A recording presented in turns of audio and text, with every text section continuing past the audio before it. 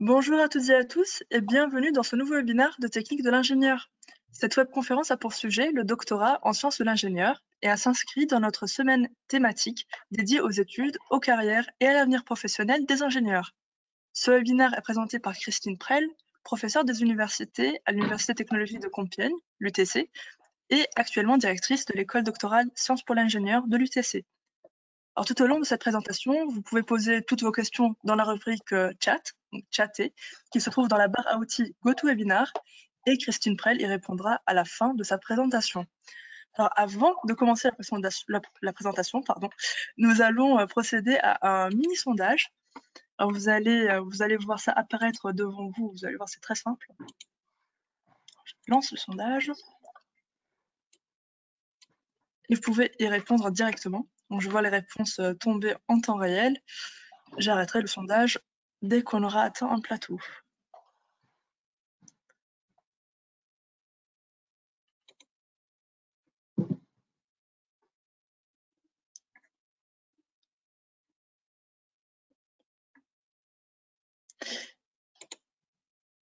Eh bien, parfait. Je vais à présent partager les résultats. Donc, vous êtes pour la grande majorité des étudiants et des étudiantes, mais également des professionnels. Il n'y a pas d'âge pour faire le doctorat, pour faire une thèse, et il n'y a pas vraiment de conditions à part la motivation, on va dire. Voilà, donc je vais masquer ce sondage et je laisse à présent la parole à Christine Prell. Bonjour à tous. Donc voilà, après cette présentation et ce petit sondage, je vais commencer directement parce que je n'ai que 45 minutes. 45 minutes, c'est la durée d'une soutenance de doctorat, donc voilà, il ne faut pas que je perde de temps. Donc dans ma présentation, je vais vous rappeler, vous dire ce qu'est un doctorat parce que vous ne savez pas forcément. Ensuite, vous donner les motivations, les bonnes raisons pour lesquelles c'est intéressant de faire un doctorat. Ensuite, on va parler, détailler les modalités de réalisation d'un doctorat, qu'est-ce qu'on fait pendant qu'on fait son doctorat.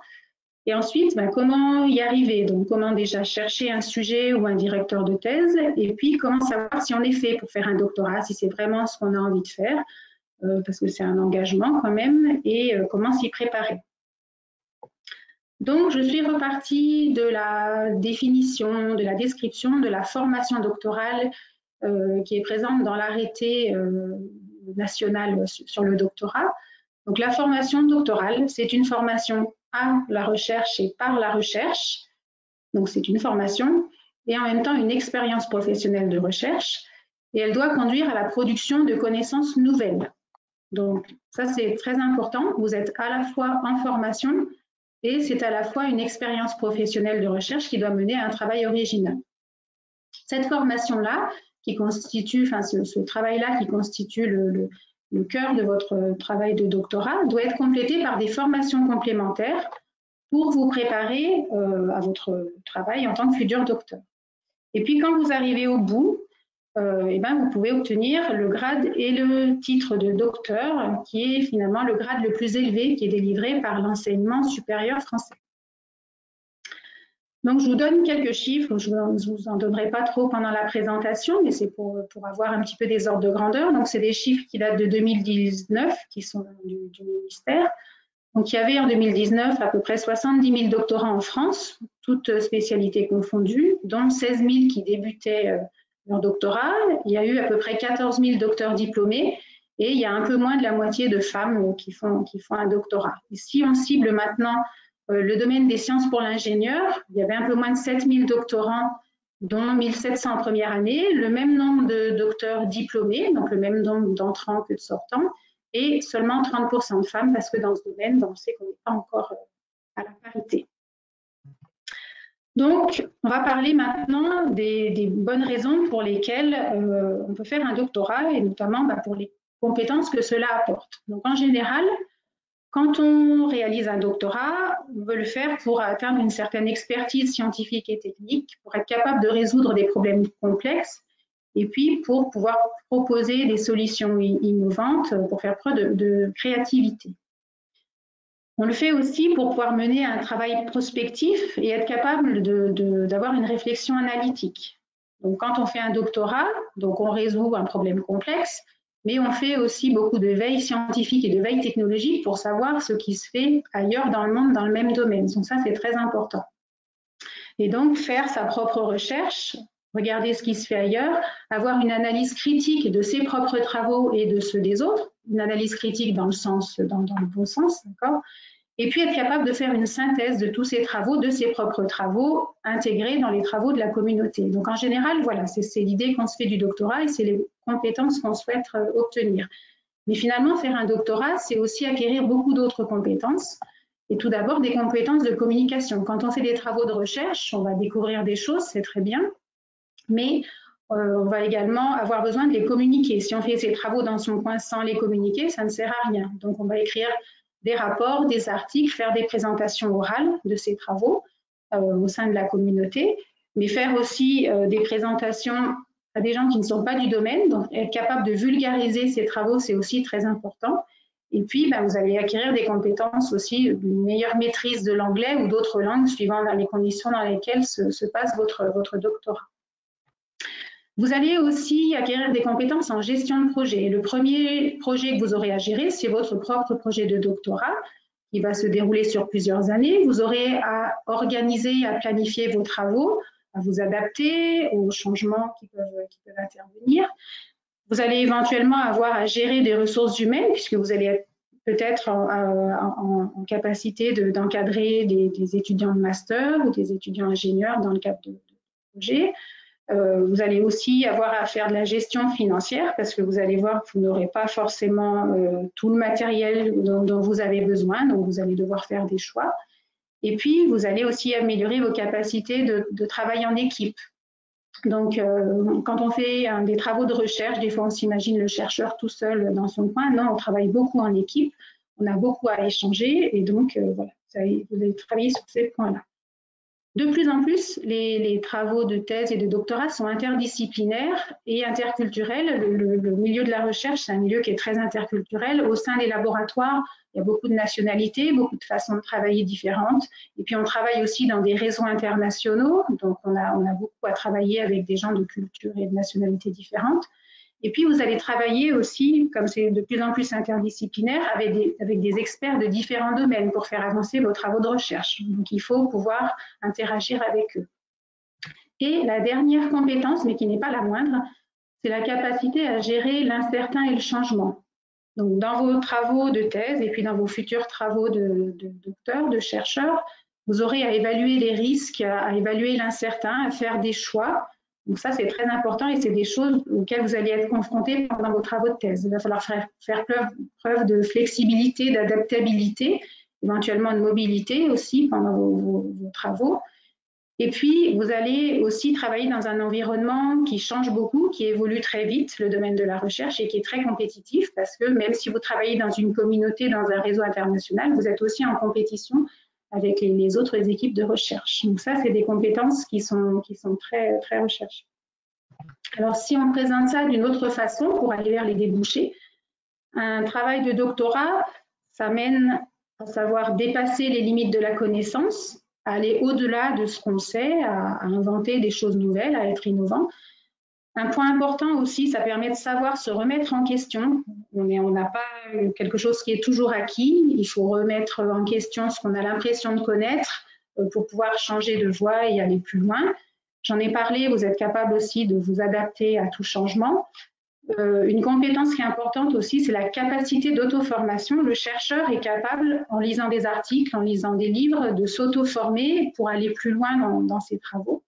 Et puis, on travaille dans un environnement très international.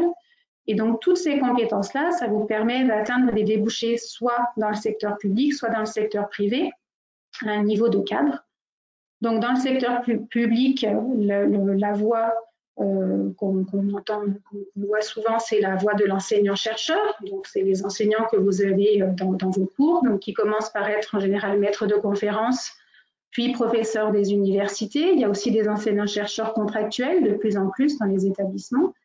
Vous pouvez être aussi uniquement chercheur, mais ça ne veut pas dire que les chercheurs ne font pas d'enseignants, mais vous faites plus de recherche, donc en étant chargé de recherche, puis directeur de recherche dans des organismes, par exemple le CNRS, l'INRIA, le CEA et bien d'autres.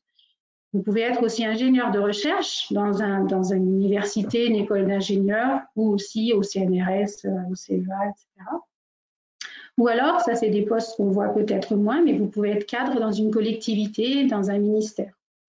Et puis, dans le secteur privé, vous pouvez être recruté pour votre expertise que vous avez acquise pendant votre doctorat en tant que consultant, en tant qu'expert, comme ingénieur de recherche et développement. Alors, même si le titre, c'est ingénieur de recherche, voilà, vous pouvez l'atteindre en étant docteur. Vous pouvez être responsable d'un pôle de recherche, responsable d'un pôle d'innovation, responsable de laboratoire industriel, directeur de projet. Donc ça, c'est des titres que j'ai trouvés pour des docteurs, mais il peut y en avoir plein d'autres. Donc si vous voulez aller plus loin, ce qu'on verra par la chose, ce qui est important de savoir aussi, c'est que le diplôme de docteur, c'est un diplôme qui est reconnu au niveau international. Contrairement au diplôme d'ingénieur, qui est très reconnu en France, mais pas forcément à l'international, le diplôme de docteur, c'est le plus haut diplôme au niveau international. Donc, si vous travaillez dans ce contexte-là, ou si vous désirez travailler dans ce contexte-là, parfois c'est important. Il y a certains postes qui ne seront accessibles, alors en France, et particulièrement à l'international, qu'à des personnes titulaires du diplôme de doctorat.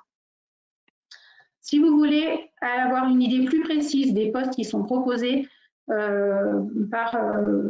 pour des docteurs et des postes qui sont occupés par des docteurs dans l'industrie, alors je vous conseille d'aller sur le site du Réseau national des écoles doctorales en sciences pour l'ingénieur, dont mon établissement, mon école doctorale font partie, mais il y a beaucoup d'autres aussi en France. Et donc ce site-là rassemble une mine d'informations, dont je vous invite à aller voir. Ça vous mène à plusieurs sites. Donc, il y a par exemple le site Docteur SPI et le site Profil PhD dans l'industrie. Donc, c'est des études qui ont été faites sur le site LinkedIn et qui vous donnent accès à des profils de docteurs dans ce domaine-là. Donc, comme ça, vous verrez le métier, le poste qu'ils occupent. Et puis, vous verrez des profils de postes aussi qui sont recherchés, des offres de postes.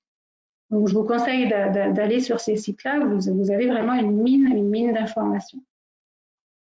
Vous pouvez aussi faire sur ce même site un filtrage par secteur industriel si vous voulez cibler un peu plus dans votre domaine et voir dans tel secteur quel type de poste on peut rechercher. Vous avez les profils PhD par secteur industriel. Donc maintenant, c'est le temps d'avoir un nouveau petit sondage. Je vous laisse répondre.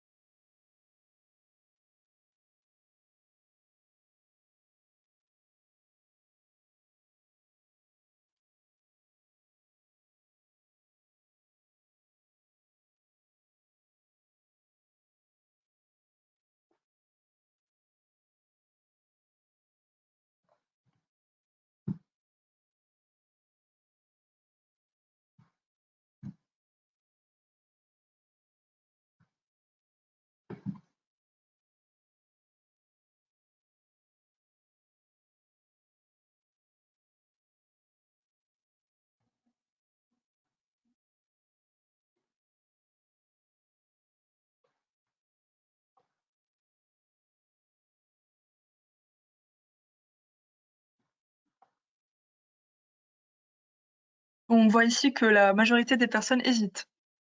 Christine Prel, je vous laisse continuer la présentation. Très bien. Donc, pour aller un petit peu plus loin, donc on va voir maintenant ce qui se passe quand on sait quelles sont les modalités de réalisation d'un doctorat. Donc, tout d'abord, pour l'inscription, comment ça va se passer? Donc, le doctorant va s'inscrire dans une école doctorale qui est une partie en fait d'un établissement, d'une université ou d'une école d'ingénieurs qui doit être accréditée par le ministère de l'Enseignement supérieur, de la Recherche et de l'Innovation. Donc, il y a une procédure d'inscription qui va varier d'une école doctorale à l'autre, mais globalement, vous allez candidater sur un sujet de thèse qui va être porté par un directeur de thèse. Donc, on reviendra après, il y a un concours de l'école doctorale ou non. Donc, votre directeur de thèse a un sujet de thèse qui va être financé et qui offre ce sujet de thèse, et donc vous allez pouvoir candidater dessus. L'école doctorale va vérifier que vous possédez bien tous les critères nécessaires à l'admission en doctorat. Donc, est-ce que vous avez le bon diplôme d'entrée? qui a un diplôme de niveau master, éventuellement si vous avez un niveau d'anglais, certaines écoles doctorales, s'il y a bien un financement qui est disponible pour 3 ans, etc. Ensuite, vous allez passer un entretien ou une série d'entretiens, tout d'abord avec le directeur de thèse pour voir si vous vous entendez bien, pour vérifier si vous avez tout ce qu'il faut au niveau scientifique par rapport au sujet. Vous pouvez passer devant un jury aussi, donc si c'est un concours de l'école doctorale, avec un entretien avec des personnes de l'école doctorale aussi. Donc tout ça, ça dépend des établissements. En gros, on va vérifier votre motivation pour vous inscrire sur la durée en thèse, vos compétences scientifiques vis-à-vis du sujet proposé, puis vos aptitudes à la recherche aussi. Est-ce que vous êtes vraiment fait pour la recherche? Est-ce que c'est vraiment ce dont vous avez envie? Et à la fin de ce processus-là, vous aurez un avis favorable pour vous autoriser à vous inscrire en thèse. Alors en France, la durée d'un doctorat, c'est 3 ans, en équivalent temps plein. Donc si vous passez tout votre temps de travail sur votre thèse, ça doit durer 3 ans.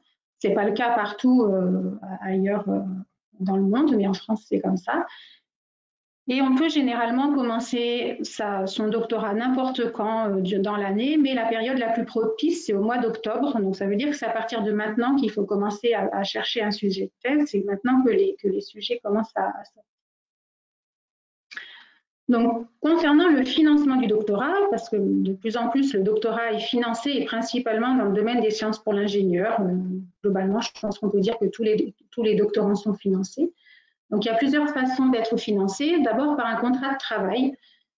Donc, premièrement, par un contrat doctoral. Donc, c'est un contrat de 3 ans, forcément. Dans ce cadre-là, le doctorant est un agent contractuel de l'État.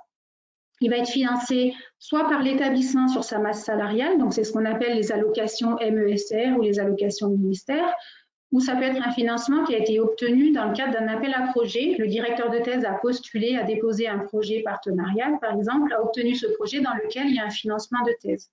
Ou ça peut être aussi un financement issu d'un partenariat, ça peut être plus aussi, c'est autour de 1 400 € net par mois, plus environ 200 € par mois si vous faites une activité complémentaire. Si le contrat doctoral n'est pas possible, par exemple parce que votre financement, c'est un cofinancement avec votre établissement et un autre établissement, ou avec le CNRS, ou avec le CEA, etc., vous allez obtenir un CDD. Et donc, vous pouvez avoir 2 CDD qui vont se dérouler l'un après l'autre. Vous allez être financé par les 2 établissements. Vous pouvez faire des vacations d'enseignement aussi, et votre salaire minimum, c'est le même que pour un contrat doctoral. Dans le cas où vous faites une thèse en contrat CIFRE, donc c'est une convention industrielle de formation par la recherche, en fait, vous allez être salarié d'une entreprise. Donc, c'est des CIFRE qui sont en partenariat d'un projet qui a été déposé par une entreprise conjointement avec un laboratoire. Vous allez passer une partie de votre temps de recherche en entreprise et une autre partie au laboratoire. Donc, les quotités, elles vont être définies en début de thèse dans le cadre d'une convention et c'est variable d'une thèse. Vous faites une thèse dans un cadre industriel que vous ne pouvez pas faire d'enseignement, mais il faut l'autorisation de votre employeur. On a des bourses qui sont financées par des pays étrangers pour des étudiants étrangers. Dans ce cas-là, j'insiste bien sur le fait que ce n'est pas un contrat de travail, donc ça donne moins de possibilités. Donc, par exemple, pour les doctorants chinois, il y a des bourses CSC, COFECUP pour les Brésiliens, etc. Il y a la possibilité aussi d'effectuer des vacations. Les écoles doctorales se basent sur la valeur minimum du contrat doctoral, pour qu'il y ait une égalité entre tous les doctorants. Et puis, il y a une autre façon aussi de faire une thèse, c'est de faire une thèse en étant salarié de son entreprise ou de son établissement. Et puis, il veut faire ça dans l'objectif de monter en compétence. Donc, cette montée en compétence, elle peut être demandée par la personne qui veut faire une thèse, mais aussi également conjointement avec son entreprise, en vue de prendre des responsabilités, parce qu'il y a certaines responsabilités dans les entreprises qui sont offertes aux titulaires du doctorat et pas uniquement ingénieurs. Donc, dans ce cadre-là, c'est possible de faire une thèse en étant salarié. Comme il est salarié, il ne peut pas être en thèse à temps plein en général et donc la thèse peut être réalisée à temps partiel sur une durée maximale de 6 ans. Et puis, la dernière façon aussi de faire un doctorat, c'est de l'obtenir par la voie de la VAE, donc la validation des acquis de l'expérience. Alors, d'une manière générale, la VAE, ça permet à toute personne de faire reconnaître officiellement ses compétences, donc ici c'est des compétences en recherche, par l'obtention d'un diplôme ou d'un titre. Donc ça va s'adresser par exemple à des ingénieurs en entreprise qui font un travail de recherche. Donc on peut se mettre à la recherche sans avoir fait de doctorat en entreprise, et donc du coup ils font de la recherche sans être docteur, ou bien des personnes qui ont fait ce genre d'activité mais qui sont maintenant en recherche d'emploi. Et l'objectif, c'est de faire reconnaître ces compétences-là, ou alors, même chose, de prendre des responsabilités parce qu'ils sont bloqués dans leur carrière, parce qu'ils n'ont pas le diplôme de docteur. Donc, il y a plusieurs étapes. Il va y avoir une commission de recevabilité qui va vérifier si effectivement on a bien fait des travaux de recherche pendant son activité professionnelle, et s'il y a de quoi valider ça en VAE. Ensuite, il y a une grosse part qui est la rédaction du mémoire de VAE qui fait office de manuscrit de thèse, dans laquelle la personne, le candidat, va prendre du recul par rapport à ses travaux de recherche, faire une synthèse et donc montrer qu'il a bien toutes les compétences pour devenir docteur. Ce mémoire va être lu et validé par 2 rapporteurs qui sont experts du domaine, qui vont autoriser la soutenance. Et ensuite, il y a une soutenance comme une thèse classique devant un jury. Et à l'issue de cette soutenance, si tout se passe bien, le candidat obtient le diplôme de docteur par la voie de la VAE, qui est exactement le même diplôme que celui d'un doctorant en classique. Donc maintenant, une fois qu'on a tout ça qui est réuni, comment se passe le travail de doctorat et notamment l'encadrement? Donc déjà, le doctorant va être membre d'un laboratoire de recherche qui est rattaché à une école doctorale unique, sauf dans le cas d'une co-tutelle, ça j'y reviendrai.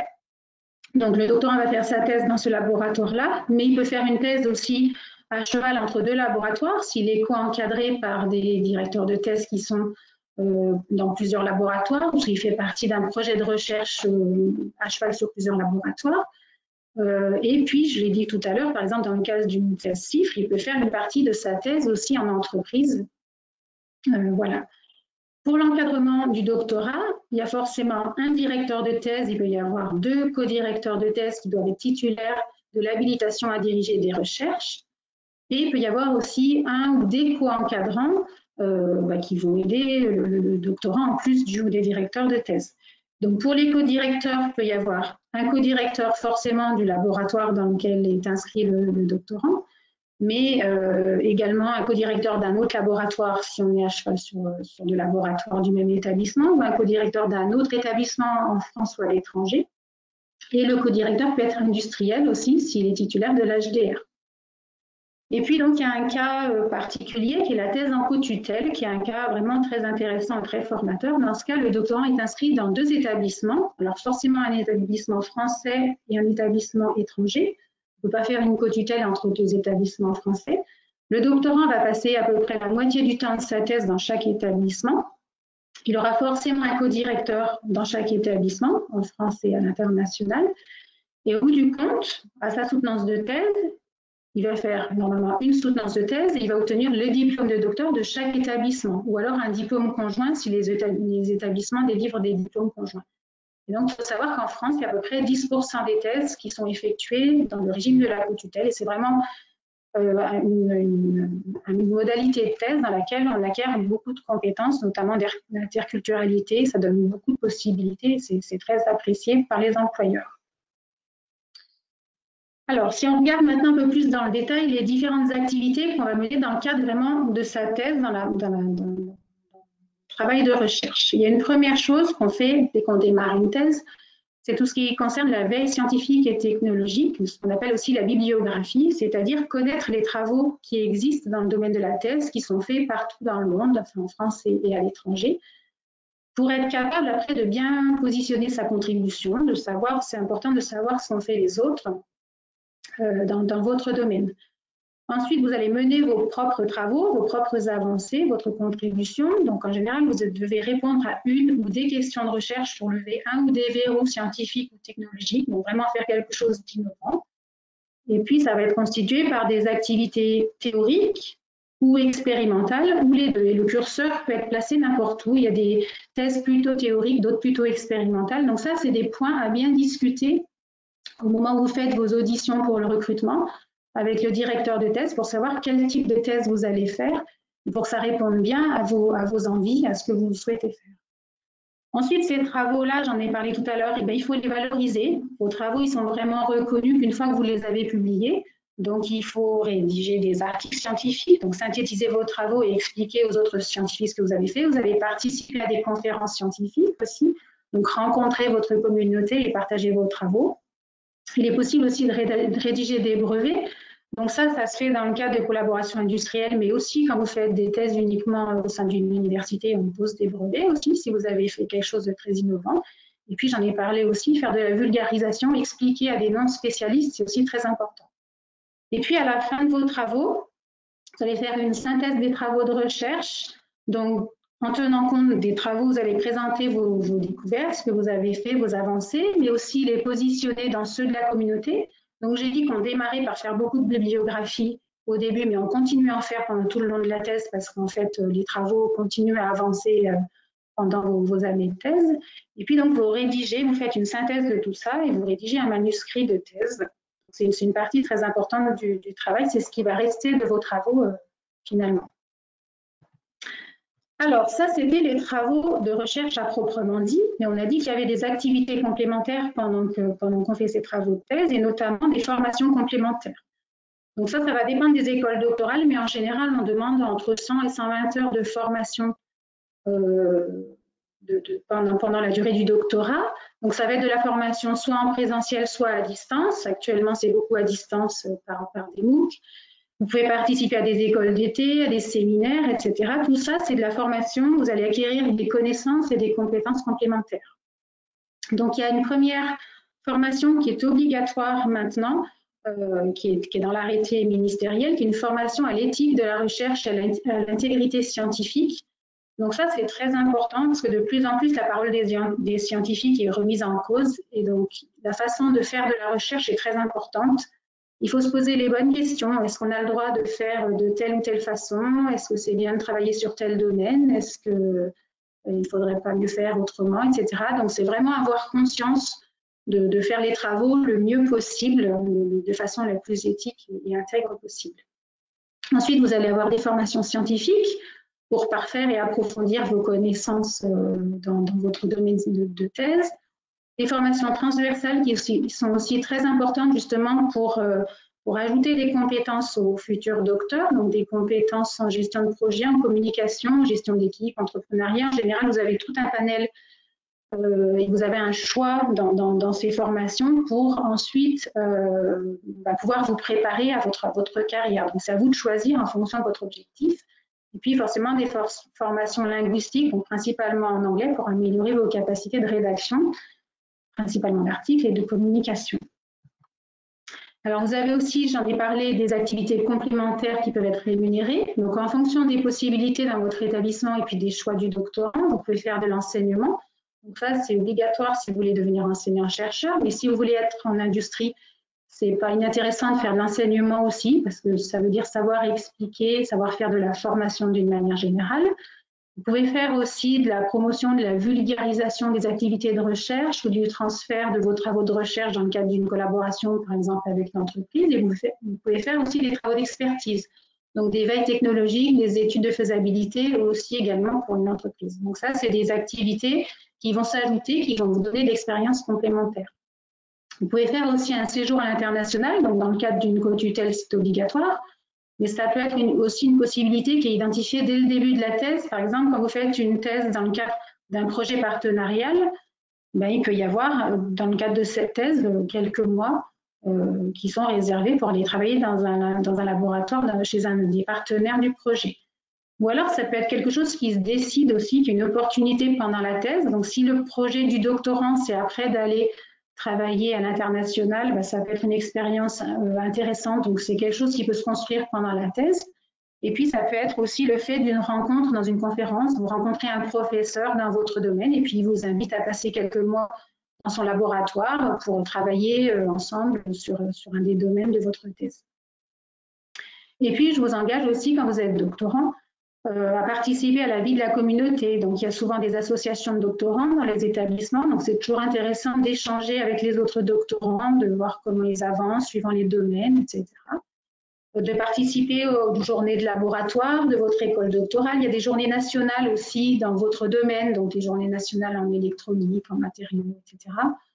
De participer à l'organisation d'un congrès ou d'une conférence aussi, c'est très formateur. Et puis vous pouvez participer à des concours du type ma thèse en 180 secondes aussi, qui sont très formateurs pour la vulgarisation de vos travaux.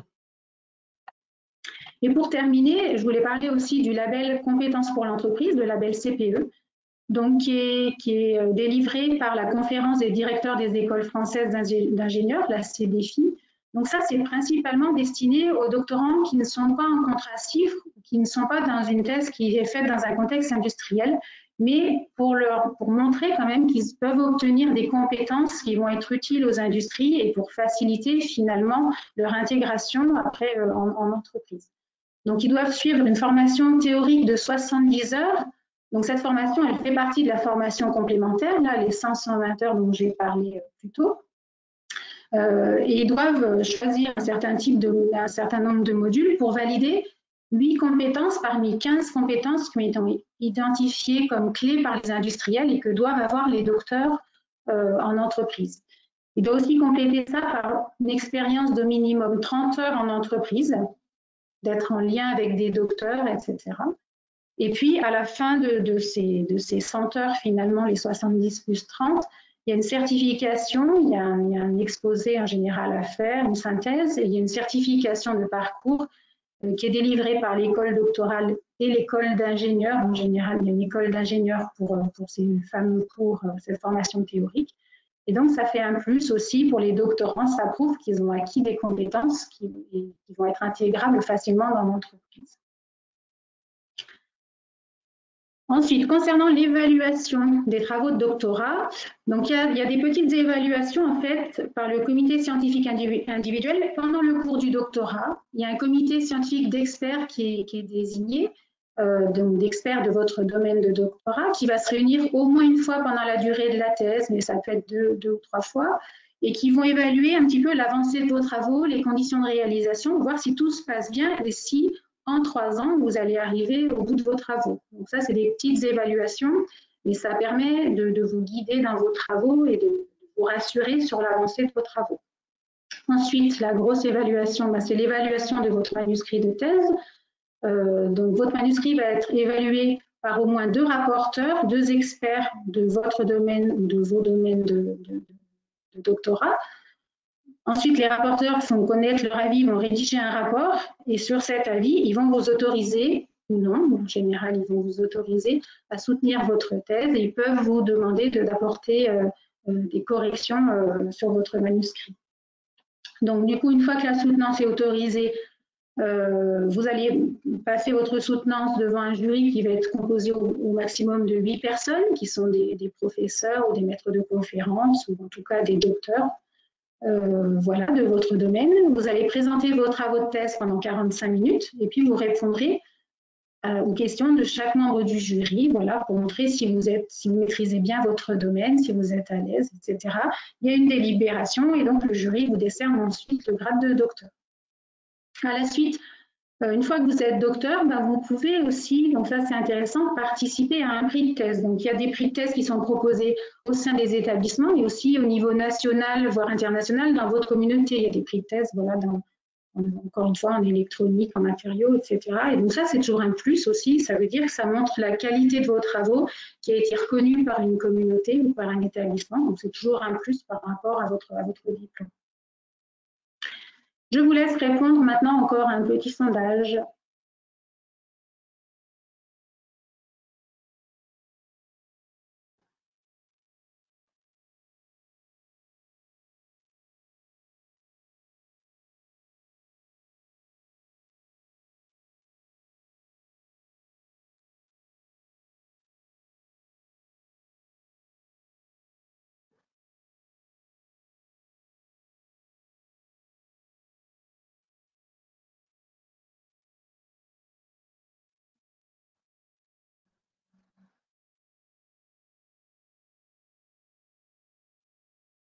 Alors, je vois toujours les réponses tomber en direct.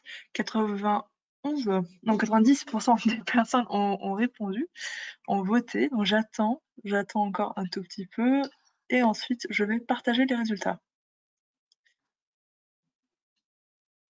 Eh bien, je les partage tout de suite.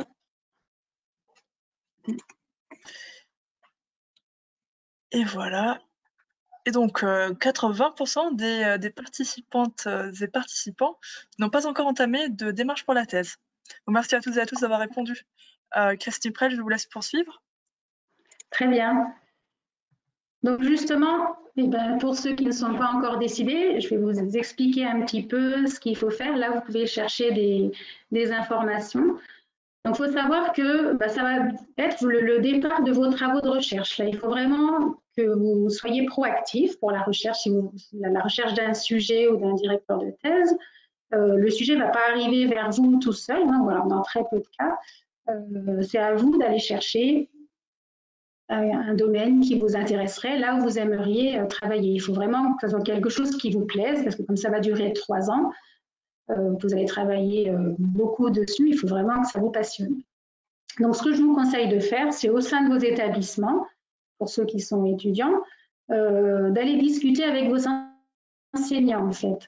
Vos enseignants, en général, ils sont enseignants-chercheurs, donc ils sont aussi directeurs de thèse, ils proposent des sujets et ils sont aptes à discuter avec vous, à vous expliquer ce que c'est qu'une thèse dans son domaine, ou vous renvoyer vers d'autres collègues. Donc, en général, c'est le premier contact qui va être le plus simple. N'hésitez pas aussi à aller pousser la porte des laboratoires de votre établissement. Alors, n'y allez pas comme ça sans prévenir, mais en tout cas, renseignez-vous avec vos enseignants. En général, on est très heureux quand on a des étudiants qui sont intéressés comme ça, d'aller faire visiter nos laboratoires. Des fois, il y a même des visites ou des portes ouvertes qui sont organisées dans les établissements. Allez-y par curiosité, même si vous n'êtes pas complètement décidé, vous serez sûrement très surpris de voir ce qu'il y a derrière les portes de laboratoire. Vous pouvez aussi prendre contact avec l'école doctorale de votre établissement. On saura vous expliquer un peu tout ce que je viens de vous dire et puis vous renvoyer vers les personnes des laboratoires aussi si vous ne savez pas par quel point d'entrée y aller. Je vous conseille aussi, ça sera une autre forme d'information, d'aller discuter avec les doctorants qu'il y a dans votre établissement. Donc, comme je vous l'ai dit, souvent ils font de l'enseignement, donc vous les avez en TD ou en TP par exemple. Donc, discutez avec eux, ils vont vous parler de leur vie de doctorant, ils vont peut-être même vous amener dans les laboratoires, vous aurez un autre type d'information directement du terrain, donc ça sera intéressant. Et puis, n'hésitez pas à participer à des projets qui vont être proposés par les laboratoires aussi. Voilà. Enfin, intéressez-vous, voilà, allez chercher l'information. Maintenant, vous ne voulez pas forcément faire une thèse uniquement dans votre établissement. Donc, vous pouvez trouver des sujets de thèse sur les sites web des établissements, sur les sites web des écoles doctorales, sur les réseaux sociaux professionnels. De plus en plus maintenant, les laboratoires ou les entreprises qui proposent des sujets de thèse les proposent, donc sur LinkedIn par exemple, ou alors sur des plateformes dédiées dont je vais vous parler juste après. Donc, je reviens sur le site du REDOC SPI.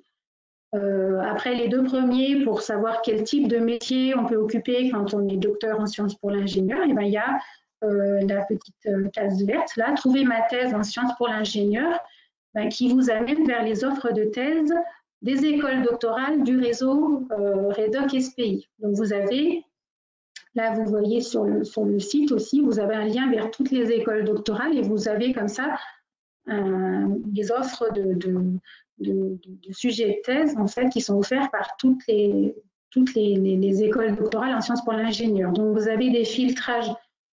Soit vous avez trouvé ma thèse d'une manière générale en sciences pour l'ingénieur, mais si vous avez un domaine particulier qui vous intéresse plus, il y a des partenariats et donc on a trouvé ma thèse en ingénierie aéronautique ou en électronique, en génie des procédés.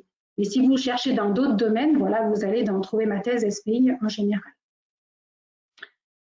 Ensuite, je vous conseille aussi d'aller voir sur le site de l'association Bernard Grégory, l'ABG, où là, vous avez des thèses dans tous les domaines. Alors, ça va se recouper, hein, vous allez retrouver les mêmes sujets de thèse, puisque nous, on poste nos sujets, quand on a des offres, on les poste sur l'ABG et on les poste aussi sur nos sites. Donc, vous allez retrouver aussi les mêmes, mais vous allez en avoir d'autres en plus. Donc là c'est un bon choix. Puis ensuite, une fois vous avez les offres, et puis vous contactez directement les directeurs de thèse qui proposent ces offres-là. Si vous cherchez particulièrement une thèse CIFRE, vous pouvez aller sur le site de l'ANRT. Donc là, vous allez voir les offres des entreprises, les propositions des laboratoires et vous pouvez même déposer votre candidature dessus et les entreprises ou les laboratoires pourront vous contacter s'ils ont un sujet à vous proposer. Donc ça, c'est si vous voulez faire votre thèse dans un contexte industriel. Voilà. Vous aurez aussi ces thèses-là, vous pouvez les retrouver sur le site de l'ABG. Encore une fois, vous allez multiplier les possibilités en allant sur tous ces sites. Et puis, si vous recherchez un sujet de thèse, mais pas forcément en France, à l'échelle européenne, vous pouvez aller sur le site de la Commission européenne, Euraccess, et donc pour rechercher, donc dans Job and Funding, vous recherchez comme un poste de doctorant, et donc là, c'est dans First Stage Researcher, c'est classé R1, et là, vous allez avoir toutes les offres de thèse en Europe, et donc il y en aura certaines en France aussi, puisqu'on poste aussi nos sujets sur le site Euraccess. Et un dernier petit sondage avant de terminer.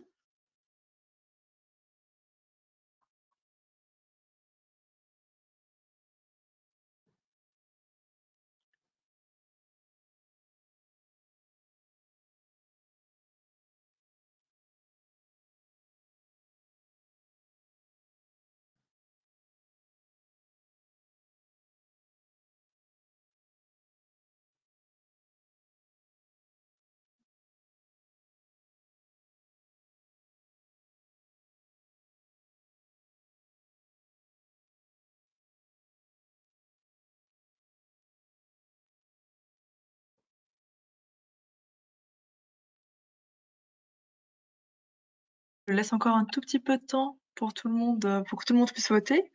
Et ensuite, je partagerai les résultats du sondage.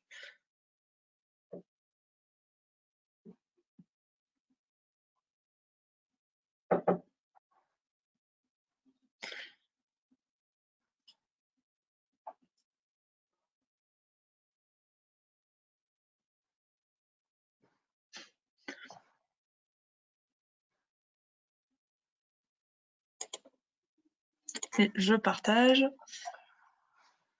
D'accord, donc tout le monde n'est pas très fan de la VAE.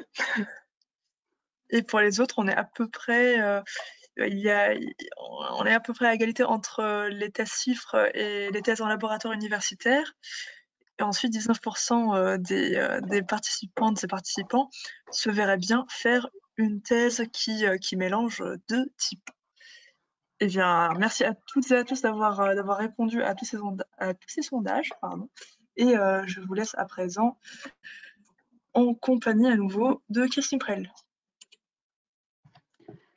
Donc, avant de terminer, que faire? J'ai compris qu'il y en avait certains qui hésitaient encore. La meilleure chose à faire, en fait, c'est de tester pour savoir si on est fait pour faire de la recherche et donc commencer par faire un doctorat. C'est de tester la recherche, de savoir vos aptitudes, si c'est vraiment quelque chose que vous aimez faire. Et donc, je vous conseille de suivre en parallèle de votre dernière année d'études d'ingénieur, de faire un master recherche, ça se fait de plus en plus. Comme ça, vous allez approfondir certains domaines et vous aurez à faire un stage ou un projet de fin d'études en laboratoire. Comme ça, vous serez intégré dans un milieu de recherche, vous saurez si cette façon de travailler vous plaît. Vous pouvez faire, même si vous ne faites pas un master recherche, vous pouvez faire un stage ou un projet de fin d'études dans un laboratoire de recherche, même chose, pour être intégré et avoir cette façon de travailler. De plus en plus, dans les écoles d'ingénieurs, vous avez des unités d'enseignement d'initiation à la recherche, il y a des parcours recherche, il y a des projets de recherche pendant vos études. Faites-les, comme ça vous serez intégré, ça se fait souvent de façon proche ou intégré dans les laboratoires. Donc c'est une manière aussi d'aller au plus proche des travaux de recherche. Et puis, je vous conseille aussi de suivre un module avant thèse. Donc, ce module-là, c'était fait par l'association Bernard Grégory, mais il y a certaines personnes dans les établissements qui peuvent aussi mener ces modules-là. Donc, c'est des modules où vous faites un genre d'introspection, vous réfléchissez si vraiment vous êtes fait pour ce métier-là, si c'est ce vers quoi vous voulez aller, ça vous aide à choisir cette voie ou pas. Donc, pour terminer, je voulais vous montrer un petit peu la trajectoire d'une thèse. Donc, l'objectif au bout des 3 ans, c'est d'obtenir le diplôme. Vous allez avoir des petites évaluations, ce n'est pas vraiment des évaluations, mais un suivi de vos travaux avec les comités de suivi individuels pendant vos travaux de thèse. Et puis, vous allez avancer, vous allez monter en compétences petit à petit pour arriver à la soutenance juste avant d'obtenir le diplôme.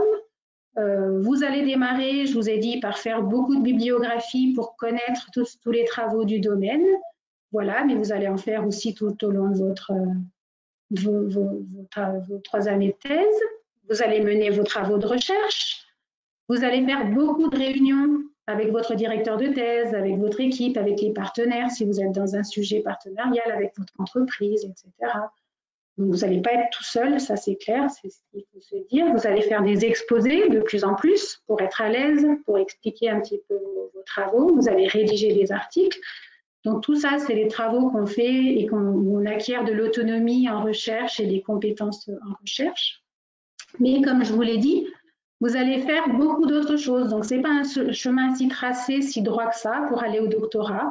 Vous allez sûrement participer à des associations de doctorants, donc rencontrer d'autres doctorants, faire votre réseau, partager des bonnes pratiques, c'est toujours très très important. Et c'est des activités qu'on vous demandera de faire aussi plus tard en entreprise, par exemple, ou dans votre activité professionnelle.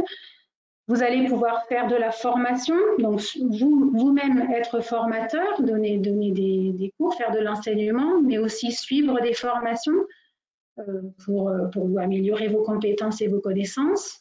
Vous pouvez éventuellement faire un séjour à l'étranger, participer à un concours, ma thèse en 180 secondes, donc qui sont des concours d'éloquence et de vulgarisation, éventuellement les gagner. Et ça, c'est un plus important de savoir bien parler de ces travaux.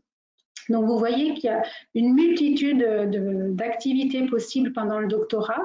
Et je vous conseille d'en profiter un maximum parce que c'est la dernière fois où vous pouvez être encore étudiant, même si c'est une première expérience de recherche. Vous êtes à la fois en formation et donc profitez-en un maximum pour acquérir le plus de choses possible, pour emmagasiner le plus de choses possible que vous pourrez valoriser après auprès de vos futurs employeurs.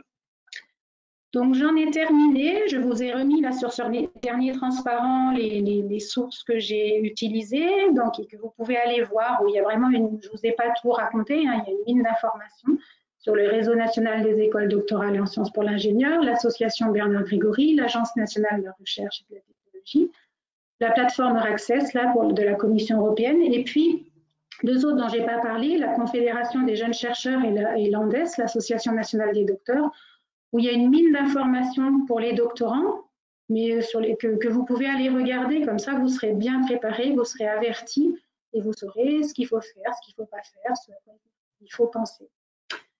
Voilà, donc je suis prête à répondre à vos questions et puis après, si on n'a pas le temps de tout répondre, vous pourrez toujours me contacter et je vous renverrai vers les bonnes personnes si besoin. Merci beaucoup Christine Prel pour cette présentation très très intéressante. Nous avons d'ailleurs beaucoup de questions, nous avons vraiment tout plein de questions et tant mieux. Merci à toutes et à tous d'avoir été aussi réactifs et aussi attentifs et attentives.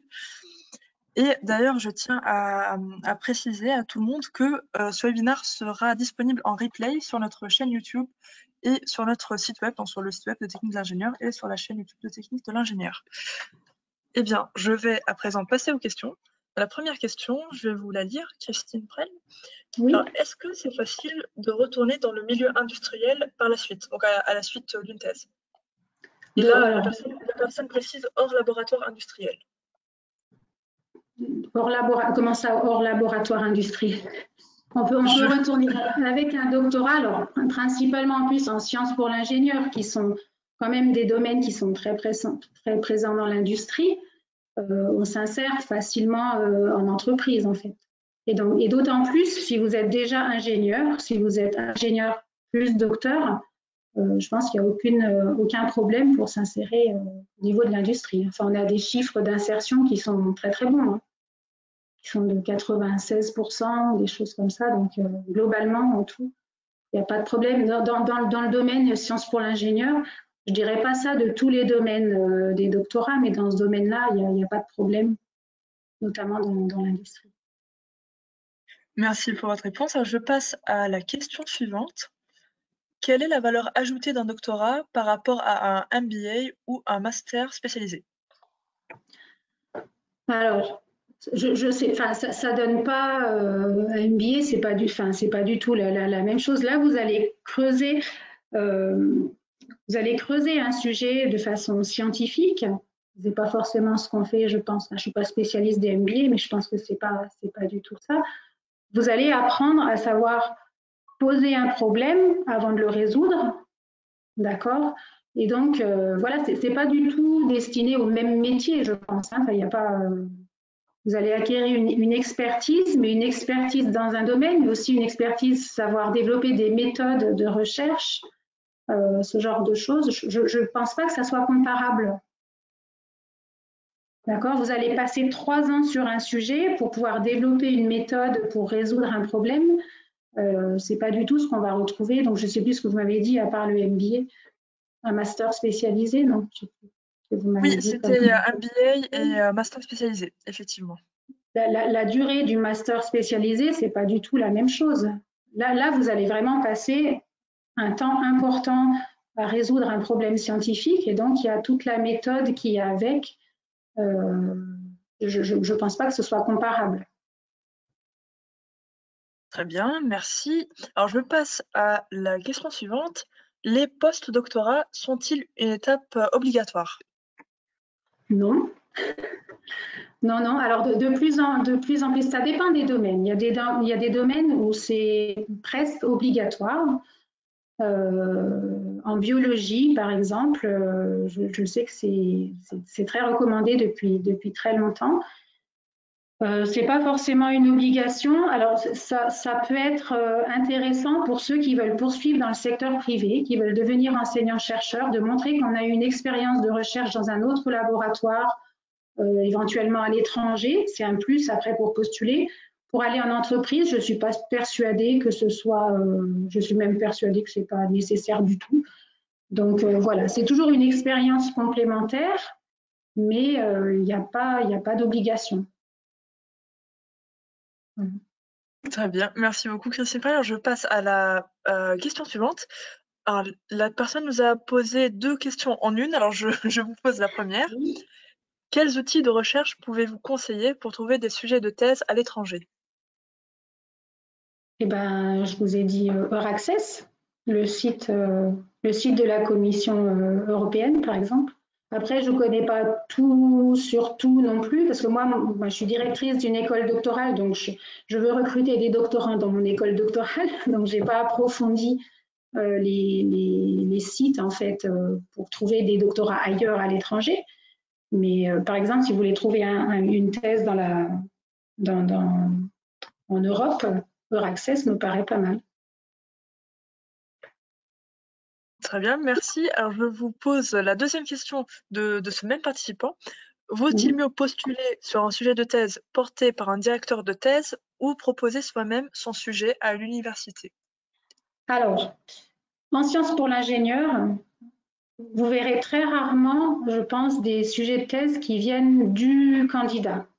À part des choses particulières où c'est un candidat qui est salarié, donc qui fait sa thèse en parallèle avec ses études d'ingénieur. En général, en sciences pour l'ingénieur, on a des financements de thèse parce qu'on a proposé, enfin, on a des financements. Les directeurs de thèse ont des financements de thèse parce qu'ils ont proposé des sujets, soit dans des appels à projets, soit au sein de leur établissement. Et donc, on a des sujets de thèse qui sont financés et c'est là-dessus qu'on va recruter des doctorants. Si quelqu'un arrive avec son sujet, s'il n'a pas de financement, on ne va pas pouvoir le prendre puisque les écoles doctorales demandent à ce que les doctorants soient financés. Et donc, on ne va pas financer un sujet de thèse qui n'est pas enfin, comment dire, un directeur de thèse ne va pas aller financer un sujet de thèse qui ne répond pas directement à ses problématiques de recherche. Par contre, on voit bien dans les sciences humaines, les doctorants ne sont pas forcément financés. Donc là, en général, c'est eux qui arrivent avec un sujet et qui le proposent au directeur de thèse. Mais il n'y a pas cette problématique du financement. Alors qu'en sciences pour ingénieurs, elle est très forte. Et donc, dans ce domaine-là, à part cas particulier, encore une fois, de quelqu'un qui serait déjà salarié et qui veut approfondir un sujet, si vous arrivez sans financement, ce n'est pas vous qui proposerez le sujet de thèse. En revanche, ce qui est important, un sujet de thèse, en général, c'est très vaste. On va répondre à une question de recherche en général. Après, votre sujet de thèse, c'est ce que vous en ferez vous, avec vos compétences, avec vos envies, avec la direction que vous voulez lui donner. Donc, ce sujet de thèse, qui est très vaste au début, ben vous allez lui donner votre propre touche, c'est vous qui allez le faire avancer. Donc finalement, vous allez l'adapter, ce sujet de thèse, en fonction de vous, ce vers quoi vous voulez aller. Donc il y a un sujet au démarrage, et vous avez une certaine latitude pour le faire dériver plus d'un côté que de l'autre. Merci beaucoup, Christine Prel. Alors, je passe à la question suivante. Peut-on postuler à des offres de thèse même si la validation du diplôme se fait en septembre? Donc, je suppose que la personne se demande si elle peut postuler avant la validation de son Oui, diplôme. oui. De toute façon, vous êtes c'est obligatoire parce que sinon vous aurez votre diplôme en septembre ou octobre et la thèse, elle doit démarrer là. Donc tout le processus de sélection, il doit se faire forcément avant. Donc oui, quand vous êtes en dernière année, vous commencez à postuler sur des sujets. Et puis nous, dans les écoles doctorales, dans les établissements, on va dire, on suppose qu'il va obtenir son diplôme. Et donc vous allez être admis, si vous passez toutes les étapes de la sélection, vous allez être admis sous réserve de l'obtention de votre diplôme. Et donc, on attend juste à la fin, avant de vous inscrire en thèse, on attend juste d'avoir votre diplôme ou l'attestation comme quoi vous allez avoir votre diplôme. Et à ce moment-là, on peut vous inscrire en thèse. Mais tout le processus de sélection, il peut se faire avant que vous ayez votre diplôme. Après, vous pouvez postuler aussi plus tard, hein, une fois que vous avez eu votre diplôme, c'est aussi possible. Mais là, si vous voulez, je vous ai dit que le plus de sujets, il y a beaucoup de thèses qui commencent en octobre parce que les financements commencent en général à cette époque-là. Donc, si vous voulez commencer là, il faut forcément anticiper et postuler avant d'avoir votre diplôme. Ça, c'est sûr. Merci, Christine Prel. Alors, je passe à la question suivante. Alors, cette participante nous demande si elle doit soutenir son doctorat après 3 ans à partir du moment où elle s'est inscrite à l'école doctorale ou à partir de la date de début de son contrat CIFRE. Alors en général, moi je parle pour mon école là, on essaye de faire en sorte que le contrat CIFRE il commence en même temps que l'inscription à peu près. Donc en général c'est à peu près la même date. D'accord. Donc je sais pas après. Ouais. Pour vous inscrire dans une école doctorale, il faut que vous ayez une preuve de votre financement normalement. Donc ça va arriver en même temps que le contrat CIFRE. Donc, a priori, ça doit tomber à peu près en même temps, hein, peut-être un mois après, mais il ne doit pas y avoir un gros écart, je pense. Merci. Alors, je passe à la prochaine question. Alors, cette question concerne toujours la durée du doctorat. Oui. Donc, alors, ce participant nous rappelle que vous avez dit que le doctorat doit durer 3 ans à plein temps et nous précise qu'il est en contrat professionnel. C'est un contrat qu'il doit respecter. Et donc, sa question, c'est comment puis-je entamer le doctorat dans ce cas? Donc, un doctorat en France, c'est 3 ans. Il faut savoir qu'en général, ça peut dépasser de quelques mois, hein. Il y a très peu de doctorants qui finissent pile à 3 ans. D'accord. Donc, ça peut être 39, 40 mois. Voilà, il y en a même qui durent plus longtemps. Mais voilà, on se cale sur ces financements de 3 ans. Après, si c'est quelqu'un qui est employé, il ne va pas faire sa thèse à 100% de son temps, il va faire ça en dehors de son temps de travail, ou alors il va avoir un temps de travail allégé, il va faire ça pendant du temps qu'il a de disponible. Et donc, s'il fait par exemple sa thèse à mi-temps, il pourra faire sa thèse en 6 ans. Mais ça, c'est des choses qui se définissent à l'inscription de la thèse. On choisit en fait en fonction des conditions dans lesquelles on est, sauf pour ceux qui ont un contrat doctoral où eux, ils sont financés juste pour faire le doctorat. Donc là, c'est 3 ans, il n'y a pas à discuter. Mais pour des personnes salariées, c'est quelque chose qui se discute en fonction du temps qu'ils vont avoir de disponible pour travailler sur leur travail de thèse. Et donc, on peut aller jusqu'à 6 ans. Il n'y a pas de problème pour ça. Merci. Alors, je passe à la question suivante. Alors, je vous lis la question. Si Oui. nous hésitons entre une thèse et le milieu industriel, et la personne nous précise qu'elle est apprentie ingénieure depuis 3 ans, privilégiez-vous une thèse CIFRE pour allier les deux? Oui, en fait, enfin, oui, c'est la thèse CIFRE. Si vous êtes, si vraiment votre volonté, c'est de rester proche du monde industriel, la thèse CIFRE, c'est la bonne chose. Il y a pas de souci. Après, c'est pas parce que vous faites une thèse en milieu universitaire qu'il n'y aura aucun lien avec l'industrie. Il y a des thèses en laboratoire qui sont en partenariat avec une industrie, ou bien il y a même des thèses qui ne sont pas en partenariat avec une industrie, mais pour lesquelles il peut y avoir des débouchés, un intérêt pour les industriels. Et ça veut pas, c'est pas parce que vous ferez pas une thèse dans le monde, en lien direct avec l'industrie, que les travaux que vous faites, surtout dans le domaine des sciences pour l'ingénieur, dans le domaine des sciences pour l'ingénieur, vos travaux, vous pourrez les vendre à des industriels plus tard. Donc, c'est pas parce que vous ne restez pas en contact permanent avec les industriels qu'après, vous ne pourrez pas retourner dans l'industrie. Surtout, encore une fois, dans ce domaine, il y a d'autres domaines, c'est plus difficile. Mais en sciences pour l'ingénieur, typiquement, voilà, il n'y a pas de problème au niveau des industriels. Mais évidemment, si vous voulez garder ce lien avec l'industrie en permanence, avoir un pied dans l'industrie et un pied dans un laboratoire, la thèse CIFRE, c'est parfait. Merci pour votre réponse. Alors, je passe à la question suivante. Dans le cas d'une thèse obtenue par la voie de la VAE, cette précision est-elle mentionnée dans le diplôme ou un document annexe? Non, il n'y a pas de mention. C'est le même diplôme exactement qu'un diplôme de doctorat classique. Très bien, merci. À la question suivante, qui est toute simple, on nous demande, y a-t-il une limite pour effectuer une thèse? Une limite, j'ai pas entendu, pardon. Une limite, pardon. Ça coupe toujours une limite d'âge, c'est ça? Une limite d'âge, pardon. Ah, d'accord.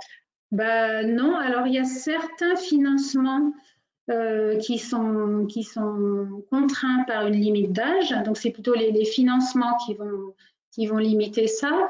Mais sinon, on peut commencer une thèse à n'importe quel âge, hein, ça ne pose pas de problème. Et encore, enfin, je vous dis, il y a des gens qui commencent des thèses plus tard parce qu'ils sont bloqués dans leur évolution de carrière, ou ils veulent une reconnaissance de leurs compétences en recherche, etc. Donc, on peut commencer à n'importe quel âge. Mais voilà, il faut faire attention des conditions sur certains financements. Très bien, merci. Je passe à la question suivante. Alors je vais la résumer. Donc c'est une personne qui nous dit être en école d'ingénieur et qui se demande est-ce que vous lui conseillez de faire directement de la recherche une fois diplômé ou après avoir travaillé dans une entreprise ou vice versa? Bah, pour avoir discuté, alors ça dépend, pour avoir discuté avec certains, des fois c'est difficile de s'y remettre une fois qu'on est rentré dans l'entreprise. C'est difficile de se remettre à la recherche, enfin de se mettre à la recherche, de se mettre. C'est quelque chose, un doctorat, vous le faites avec passion, vous êtes très investi dans vos travaux, donc c'est quelque chose qui prend beaucoup de temps. Voilà, il faut savoir que quand vous vous engagez pour 3 ans, vous allez pas jour et nuit, hein, c'est pas non plus ça, mais en tout cas c'est quelque chose qui va beaucoup vous marquer et sur lequel vous allez beaucoup vous investir. Et donc certains qui sont dans le monde industriel, voilà, c'est plus difficile de revenir dans ce mode-là.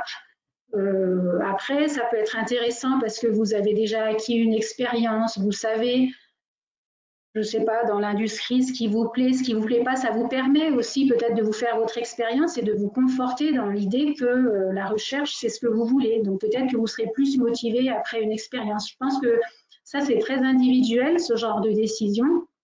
Voilà, il y en a qui ont regretté, qui ont eu le choix, après leur diplôme d'ingénieur, de faire une thèse et qui ont préféré partir en entreprise. Et puis on les voit revenir avec des demandes de thèse par VAE parce qu'ils regrettent finalement de ne pas l'avoir fait tout de suite après. Mais ça dépend vraiment des personnes. Je pense qu'il y a des avantages et inconvénients dans les deux situations. J'ai pas de. de conseils à donner particulièrement. D'accord, très bien, merci. Alors, cette prochaine question concerne la bibliographie, j'imagine. Alors, la personne se demande comment procéder pour connaître les travaux déjà réalisés dans un domaine de recherche donné. J'imagine Google Scholar. Alors oui, ça c'est le b.a.-ba, mais après vous allez voir, si vous cherchez dans Google Scholar, il y a plein de choses auxquelles vous n'avez pas accès. Vous aurez les titres des articles, mais vous n'aurez pas accès. Donc, au sein des universités, en fait, on est abonné à plein de revues scientifiques, à plein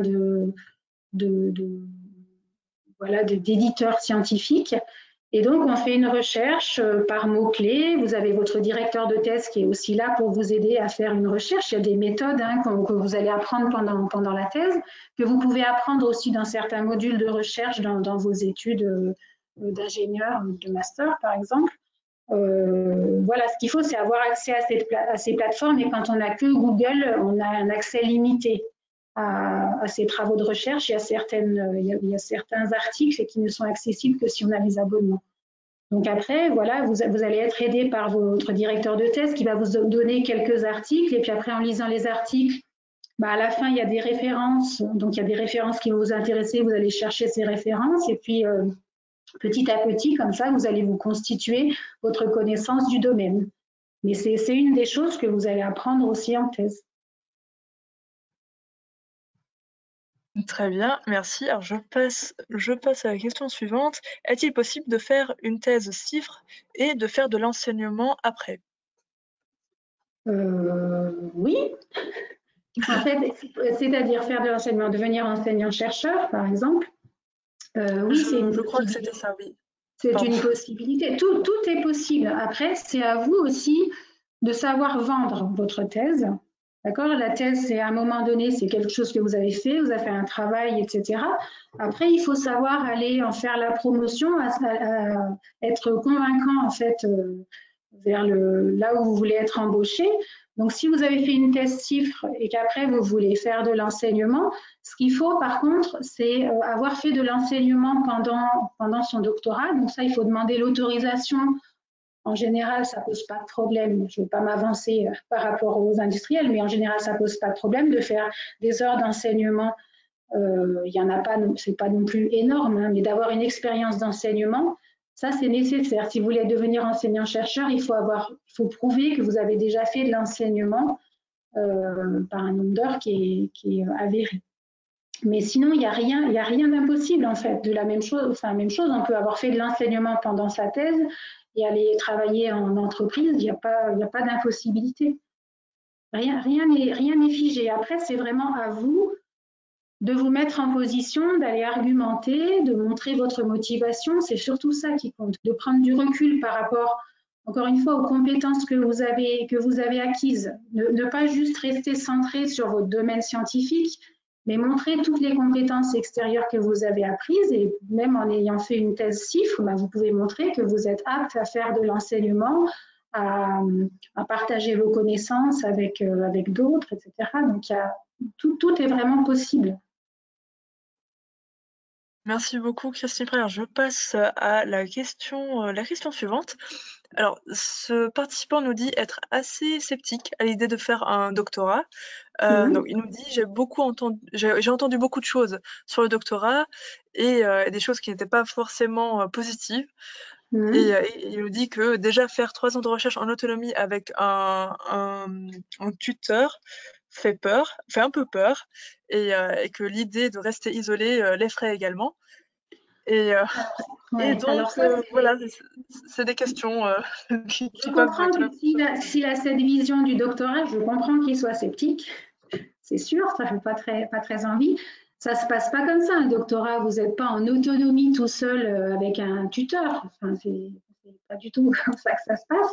Vous êtes entouré, vous êtes dans un laboratoire et vous êtes un des membres du laboratoire. Donc, vous pouvez discuter avec les autres doctorants, avec les autres enseignants-chercheurs. Vous n'êtes pas tout seul comme le dernier maillon de la chaîne. Enfin, c'est pas ça du tout. Hein. C'est un travail d'équipe. Vous allez travailler avec votre directeur de thèse, vous n'allez pas être seul du tout. Des fois, il y a des thèses où il y a des doctorants qui collaborent aussi, qui ont des thèses très proches et qui collaborent, qui font des choses entre eux.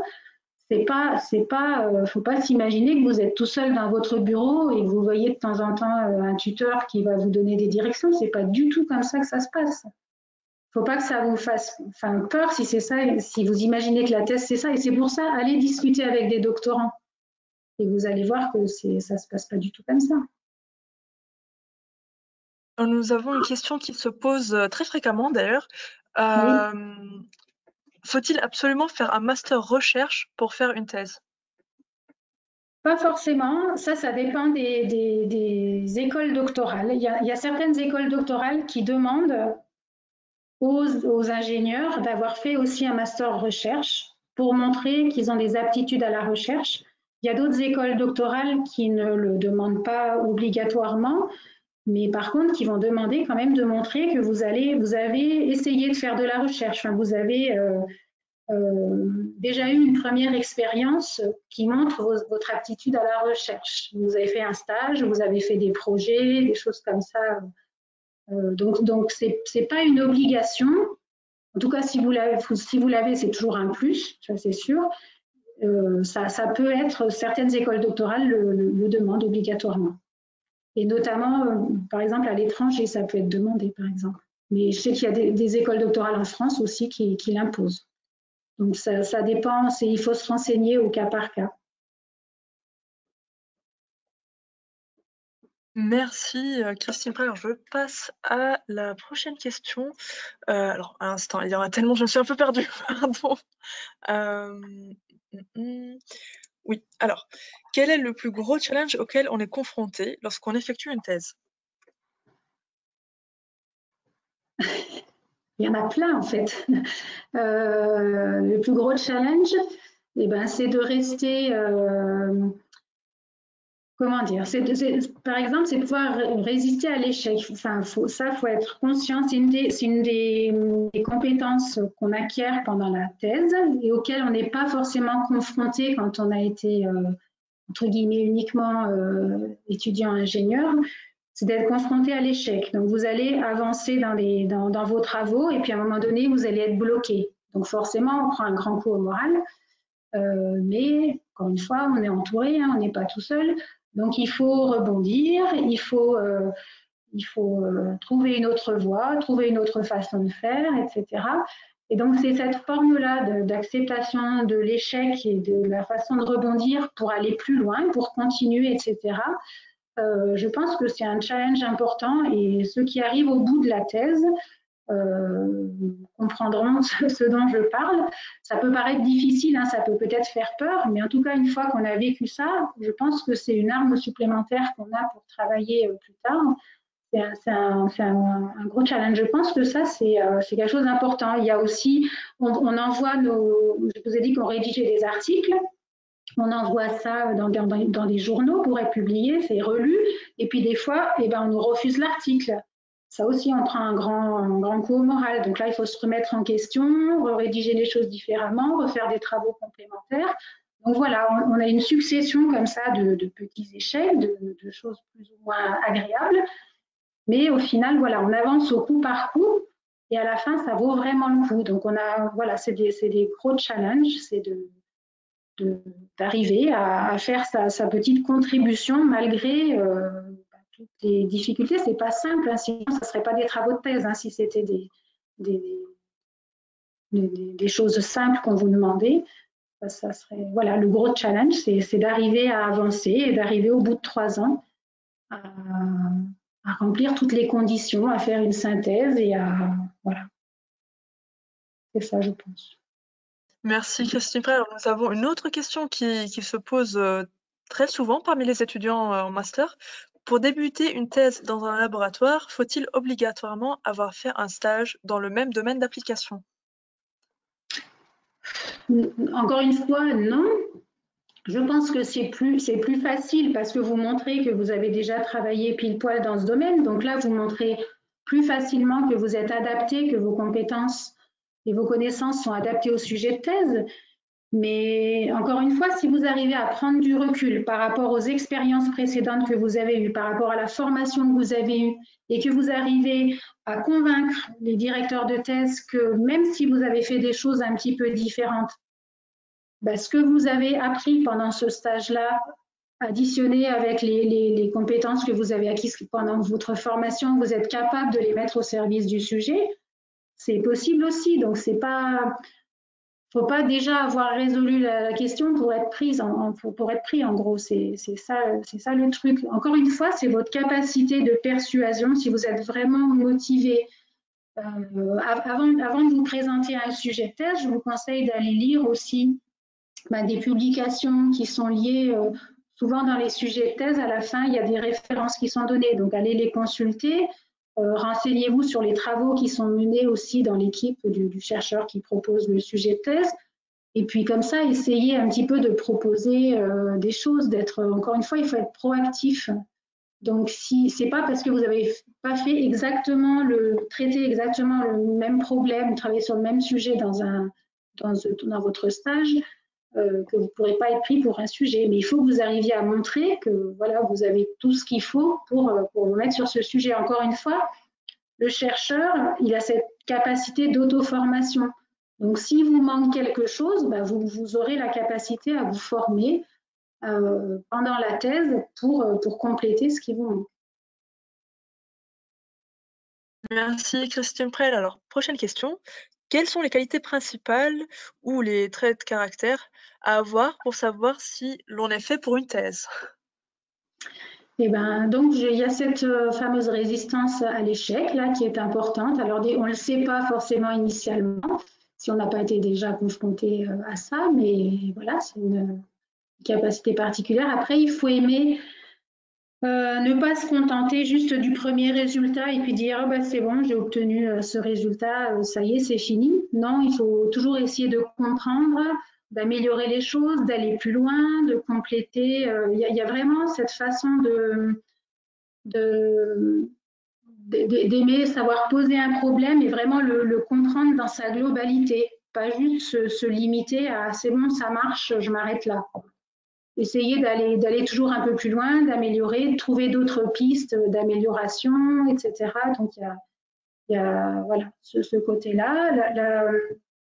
Aussi, ce qu'il faut, c'est vraiment aimer travailler en équipe, parce que le doctorant, c'est loin d'être quelqu'un qui travaille vraiment tout seul. Donc il y a vraiment être conscient qu'on participe à un travail collectif, on est rarement tout seul vraiment sur un sujet, et voilà, aimer échanger avec d'autres.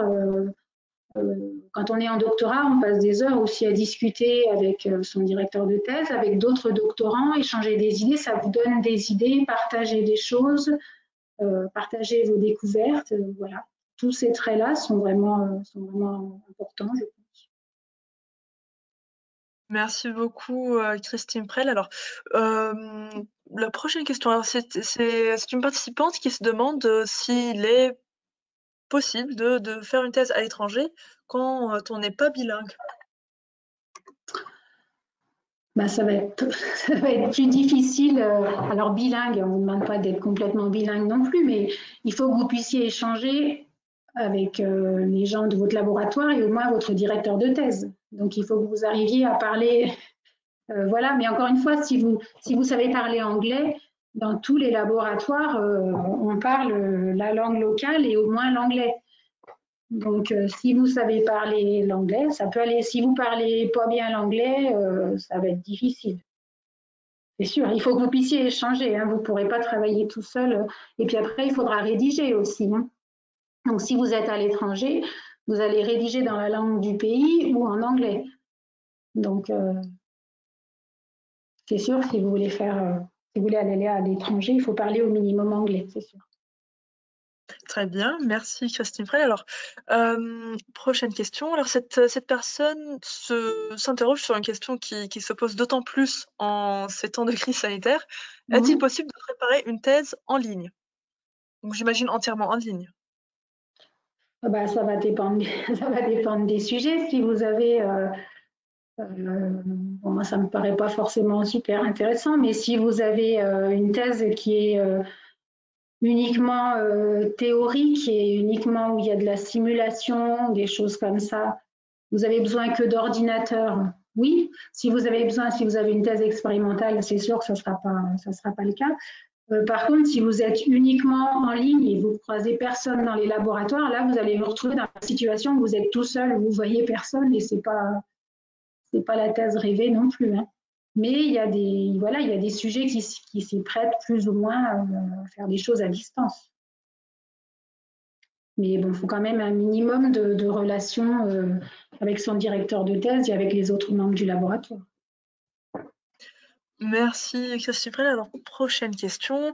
Alors, cette personne se demande s'il y a des barrières particulières en Europe pour que des étudiants ingénieurs puissent venir y faire une thèse alors qu'ils sont diplômés d'universités africaines. Est-ce qu'il y a des barrières quant à la... Je ne sais pas. Alors, c'est-à-dire, ils ont un diplôme d'ingénieur d'une université africaine, c'est ça? Alors, il a écrit étudiant ingénieur provenant d'universités africaines, mais sans préciser plus que ça. Mais je sais pas vous dire. Nous, on va étudier, enfin, je parle pour moi, mon établissement, on va étudier la candidature, on va se renseigner sur le diplôme aussi. Après, il faut savoir que si vous avez un diplôme étranger, il faudra que vous ayez une dérogation en fait pour vous inscrire, donc une dérogation de l'école doctorale qui va valider votre diplôme étranger pour rentrer, parce qu'il faut qu'on ait un diplôme de master français en fait normalement. Donc on donne des dérogations, hein, il n'y a pas de souci. Donc il faut qu'on valide ce niveau-là, il faudra bien passer les entretiens et la même chose, hein, il faut réussir à convaincre. Vous postulez pas sur le papier hein, en fait. Donc, vous allez en ce moment, donc il y a beaucoup peut-être d'entretiens qui vont se faire à distance par visioconférence, mais on postule pas, on prend pas quelqu'un uniquement sur le papier. Donc il faut passer tout ce processus de sélection et montrer qu'on est vraiment fait pour le sujet. Donc je sais pas, enfin je pense pas qu'il y ait des limites affichées par rapport à certains établissements diplômes d'ingénieurs africains. Merci. Merci Christine Prel. Alors, prochaine question. Comment peut-on tenter un doctorat après un titre RNCP de niveau 1? Je ne sais pas ce que c'est un titre. Je ne connais pas non plus, je vous avoue. J'ai pensé que c'était quelque chose lié aux sciences de l'ingénieur, mais visiblement... RNCP, c'est le référentiel pour tous les diplômes, mais je ne sais pas ce que c'est de niveau A.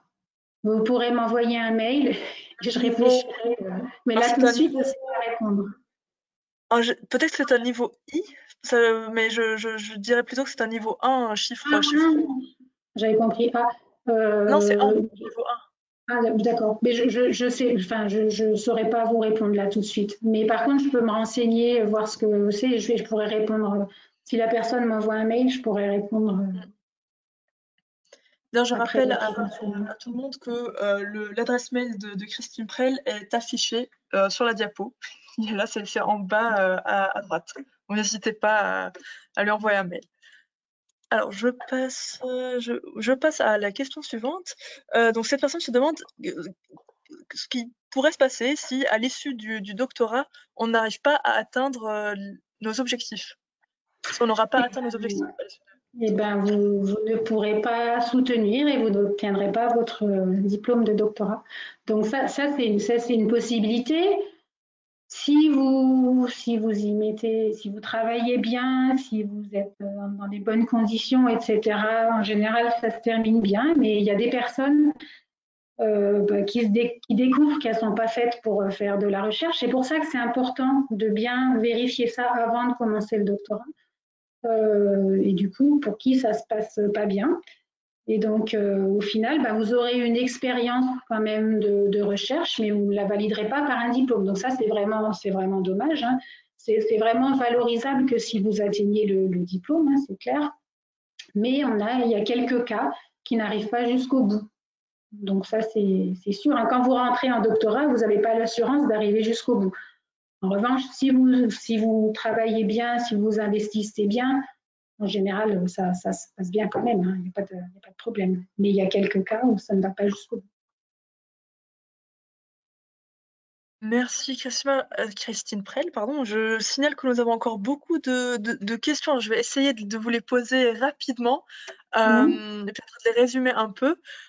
Alors, la prochaine question, c'est quelqu'un qui se demande s'il est possible de changer de sujet de recherche au cours de la thèse. Alors, Ou c'est d'ailleurs, par... alors la personne a Oui. précisé, ou alors au cours de la carrière de chercheur. Alors, au cours de la thèse, c'est pas recommandé parce que une thèse, ça doit correspondre à un travail de 3 ans. Donc, si vous changez au milieu, ça veut dire que vous allez réduire votre temps disponible pour le sujet. Donc, c'est pas conseillé. Après, ça peut arriver si, pour une raison ou pour une autre, ça se passe pas bien, le sujet de thèse, ça se passe pas bien avec le directeur de thèse, voilà.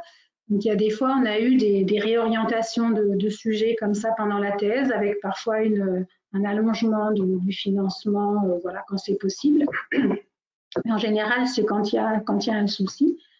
Après, au niveau de votre carrière, bien sûr, vous avez travaillé sur un sujet, vous avez répondu à une question assez pointue, en général dans vos travaux de thèse.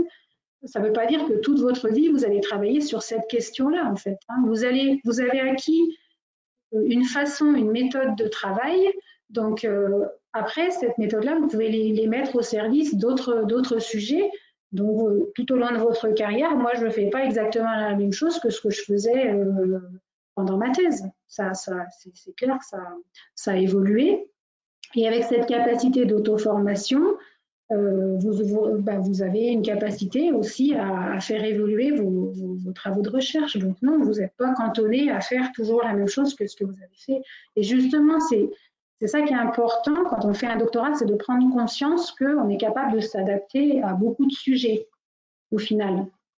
On a acquis voilà, une méthode de travail, une façon de faire, et donc ça peut s'adapter à plein d'autres sujets. Après, c'est à vous voilà, d'aller vers ce qui vous motive en fait, ce sur quoi vous avez plaisir à travailler. Merci. Alors, on passe à la prochaine question. Alors, cette personne nous dit être diplômée, avoir un diplôme d'ingénieur d'une institution en France et Oui. travailler en ce moment à Dubaï dans une entreprise de R&D qui est prête à financer son doctorat. Et cette personne se demande s'il est possible de faire le doctorat entre Paris et Dubaï. Oui, c'est pas le plus simple pour faciliter les discussions, mais oui, on a des doctorants, alors pas forcément à Dubaï, mais on a des doctorants qui font leur thèse un peu à distance. Il faut voir les conditions d'encadrement qu'il pourra avoir sur place aussi. Il ne faut pas qu'il soit isolé parce qu'il ne pourra pas rencontrer souvent son directeur de thèse, mais oui, il y a des solutions comme ça qui peuvent exister. Mais ce qui est important, c'est qu'il ait un environnement sur place qui lui permette d'avancer. Donc, tout est, enfin, il y a tellement de modalités différentes. Chaque thèse est unique, ça c'est sûr, dans les conditions, dans le sujet déjà, mais dans les conditions de réalisation, dans le financement, etc. Si on met tout ça bout à bout, chaque thèse est unique. Donc après, on peut voir des modalités particulières dans des cas, dans de tels cas. C'est possible. Merci beaucoup, Christine Prel. Alors, prochaine question. Alors, c'est un étudiant qui est en alternance. Il nous dit: «Je suis actuellement alternant en deuxième année d'école d'ingénieur. Est-ce que c'est quand même cohérent de continuer en doctorat?» Je ne sais pas si c'est cohérent, c'est possible. Après, je ne sais pas si c'est cohérent. Ce qui serait éventuellement cohérent, c'est qu'il continue en thèse CIFRE. La thèse CIFRE, c'est un peu comme une thèse, c'est une alternance entre entreprise-laboratoire. Donc ça serait pas illogique, mais après, c'est pas non plus, c'est pas une obligation de continuer en thèse CIFRE. Si vraiment il découvre que la recherche, c'est son truc, il veut faire un doctorat, il peut faire une thèse de doctorat uniquement en laboratoire universitaire. Mais c'est vrai que s'il veut une cohérence dans son parcours, la cohérence après son diplôme là, en alternance, c'est de faire une thèse CIFRE, par exemple. Merci. Merci Madame Prel. Alors je passe à la question suivante. Hem, donc je vous la lis. Le doctorat peut-il se faire à un autre moment qu'après la dernière année d'études en université? Oui, on a des personnes qui viennent nous voir après avoir travaillé 1 ou 2 ans en entreprise et qui découvrent que voilà, c'est pas ce qu'ils veulent comme travail, qu'ils veulent faire de la recherche, donc ils reviennent nous voir pour faire un doctorat. Donc oui, c'est possible. Et Après, il une question, oui. faut accepter de lâcher son travail, ou peut-être on est mieux payé que pour faire un doctorat. Mais c'est un choix, il y en a, oui, on en a quelques-uns qui font ce choix-là, hein. Quelques-uns, Merci ouais. pour votre réponse. Merci pour votre réponse. Nous avons maintenant une question, très générale qui vous est, destinée. Donc cette personne vous demande si vous deviez conseiller un doctorat à un élève ingénieur, que lui diriez-vous? Oui, faites-en un ou vous seriez plutôt mitigé? Euh, Moi, je ne vais pas dire oui, faites-en un à tous les ingénieurs, parce que tout le monde ne peut pas devenir docteur, il n'y a pas d'intérêt, d'accord? Par contre, il faut vraiment, si c'est quelqu'un qui est motivé, qui a envie de faire de la recherche, oui, allez-y, parce que vous aurez ce double diplôme en fait d'être ingénieur puis docteur, donc ça vous ouvre plein de portes. Après, juste faire un doctorat parce qu'il vous manque ces 3 ans après le diplôme d'ingénieur, non. Et encore une fois, tous les ingénieurs ne sont pas faits pour faire un diplôme de doctorat. C'est vraiment une façon de travailler différente de quand on est ingénieur. Ce qui ne veut pas dire qu'il n'y a pas des ingénieurs en entreprise qui font des travaux de chercheurs, d'accord? Mais en tout cas, ce n'est pas la même optique de diplôme à l'origine. Donc, je ne vais pas dire à tous les ingénieurs, faites tous des doctorats, ça c'est ridicule et puis ça sera la catastrophe quand même, parce que ça ne passera pas bien pour tout le monde. Mais si c'est quelqu'un qui est vraiment motivé, et encore s'il hésite, ben voilà, qu'il fasse des tests, qu'il fasse des stages en laboratoire pour voir si c'est ce type d'approche qu'il aime dans son travail. Donc je ne vais pas dire, je ne serai pas mitigée ou quoi que ce soit, c'est vraiment une démarche différente du diplôme d'ingénieur. Donc après, je lui dirais qu'il vienne discuter avec moi, qu'on peut approfondir son projet, et puis voilà. Merci beaucoup pour votre réponse, Christine Prel. Alors je vois que les toutes dernières questions que nous avons reçues sont assez similaires, donc je vais les résumer, en 2 questions plus une troisième qui est différente du lot. Alors, la première question serait donc, oui, c'est sur la charge de travail.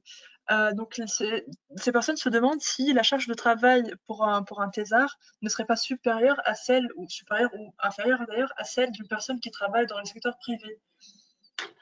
Alors, c'est une question intéressante.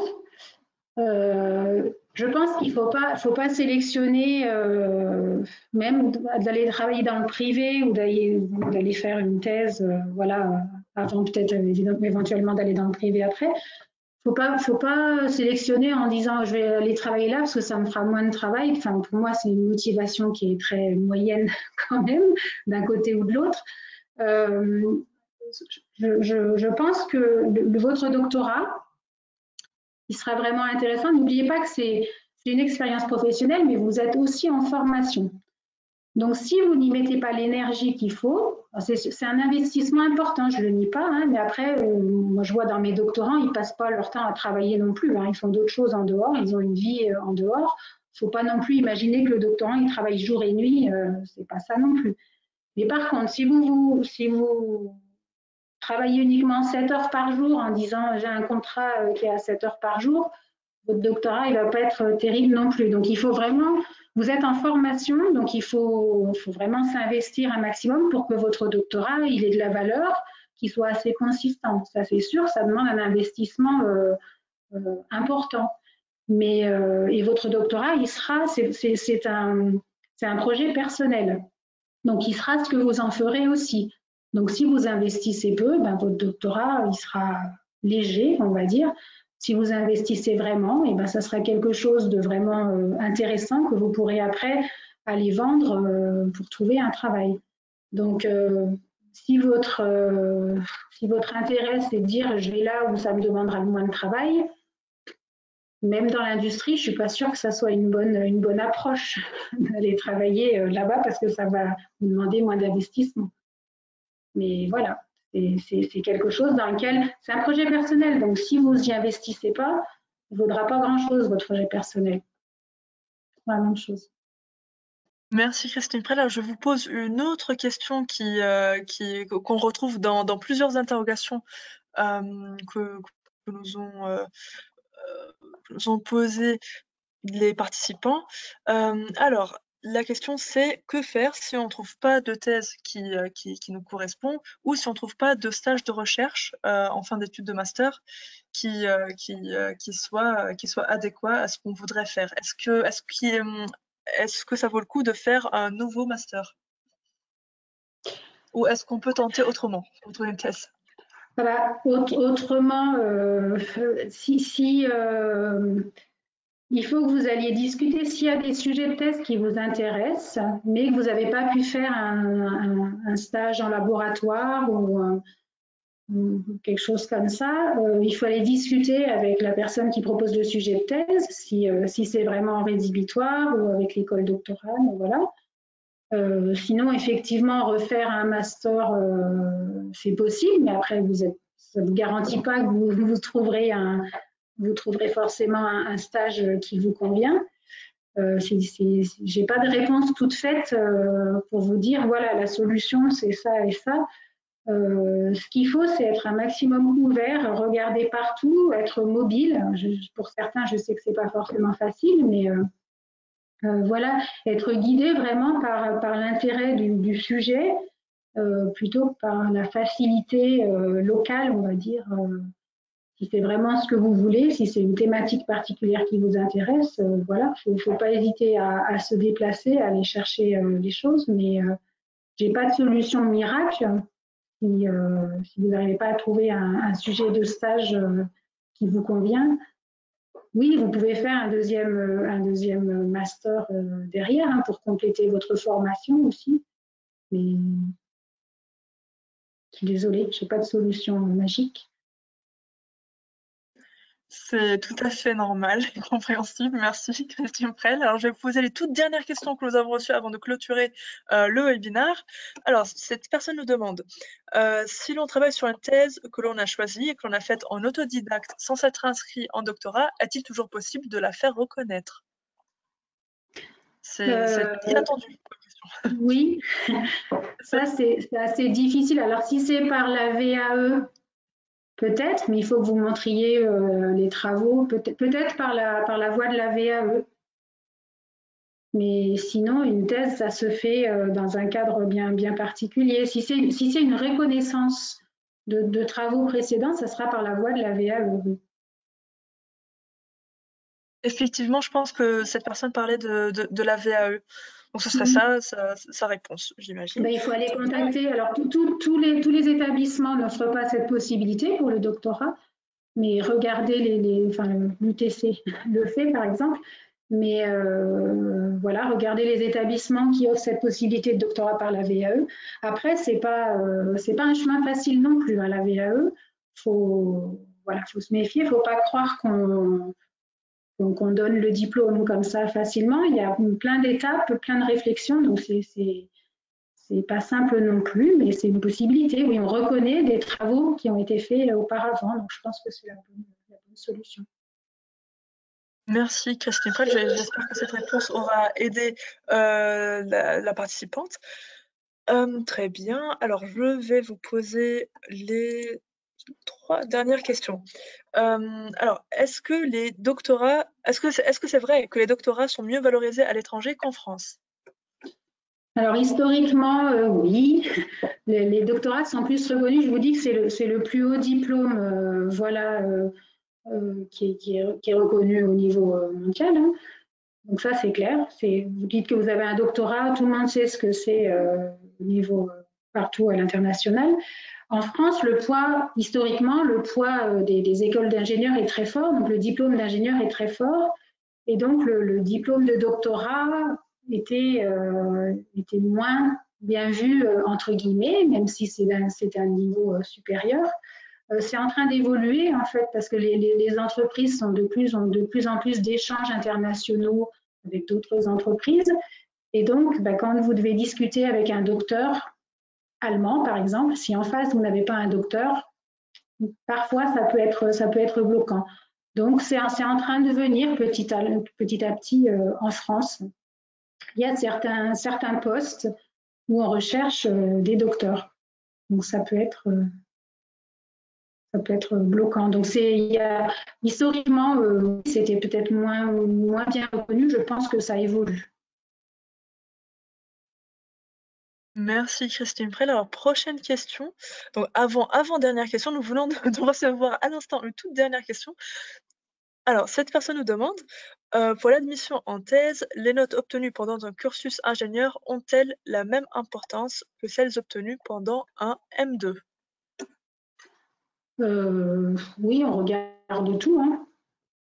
On se fait une idée, pour être sûr de faire le bon recrutement, on regarde tout, on a des informations différentes en fait sur le diplôme d'ingénieur, les résultats du diplôme d'ingénieur et les résultats du diplôme de master.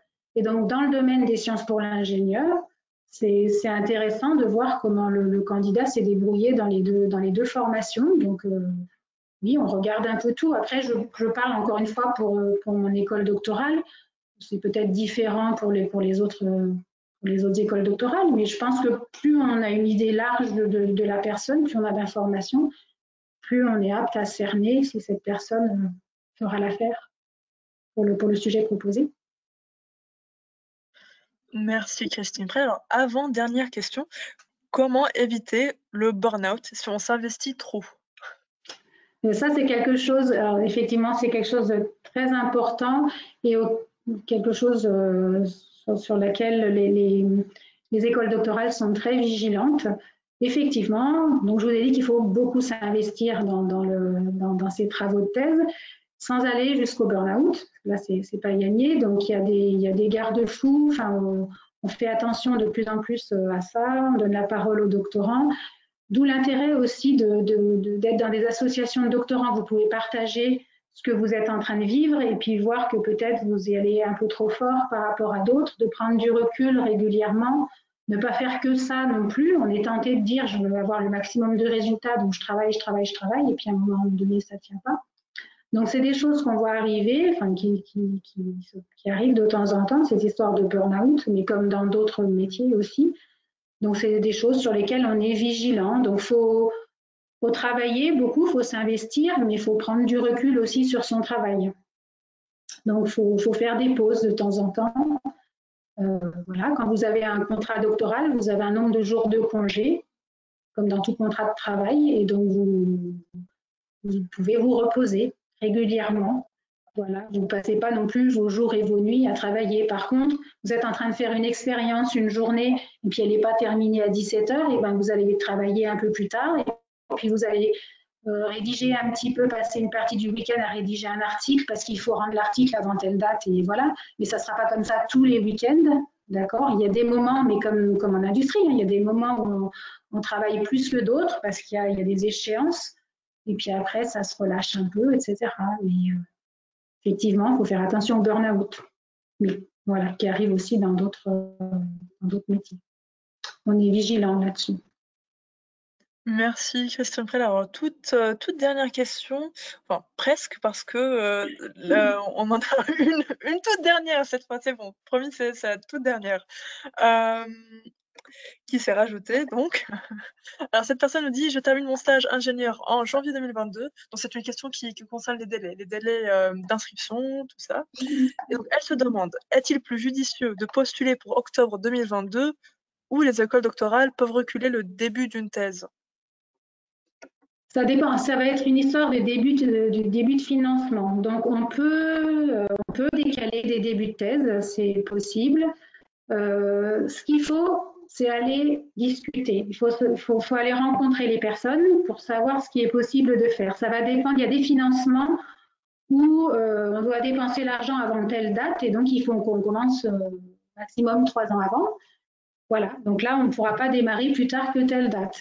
Mais si, pour certains contrats doctoraux, on peut décaler de quelques mois, ça ne pose pas forcément de problème. Ça dépend encore une fois des écoles doctorales, ça dépend des contraintes qu'il y a. Il faut aller se renseigner, il ne faut pas hésiter de dire, parfois on dit qu'on aimerait commencer une thèse en octobre, et puis si on a un super candidat qui peut commencer qu'en décembre, et ben, on va faire en sorte de pouvoir le recruter qu'en décembre. D'accord. Donc, c'est encore une fois, c'est une histoire de négociation aussi. Alors, enfin, encore des fois, ça ne sera pas possible. Voilà, on a des financements où c'est figé. Mais quand c'est possible, on va essayer d'arranger tout le monde pour que le candidat puisse faire la thèse, que nous, on puisse avoir un bon candidat. Voilà. Mais il faut aller discuter, il faut aller négocier comme quand vous négociez pour un contrat de travail aussi en entreprise. Hein, c'est la même chose. Merci. Alors, cette même personne nous demande, enfin vous demande si alors, alors je vais vous lire la question. Je vais vous lire la question. Contactez-vous les directeurs de département des écoles des candidats pour connaître leur niveau? Alors, pas forcément les directeurs de département, mais si quelqu'un a fait un stage de recherche, on va souvent contacter son responsable de stage. Voilà. Voilà, ceux qui ont côtoyé, encore une fois, c'est pour vérifier l'aptitude. C'est très important, cette histoire d'aptitude à la recherche, parce qu'on a des très bons élèves ingénieurs et qui ne vont pas faire de bons chercheurs. D'accord? C'est vraiment une démarche différente. Donc, ce qu'on veut vérifier, on a sur le papier, on a les compétences scientifiques, il y a des très bonnes notes, etc. Ce qu'on veut vérifier, c'est l'aptitude à la recherche, comment se comporte le candidat vis-à-vis des questions de recherche en laboratoire, etc.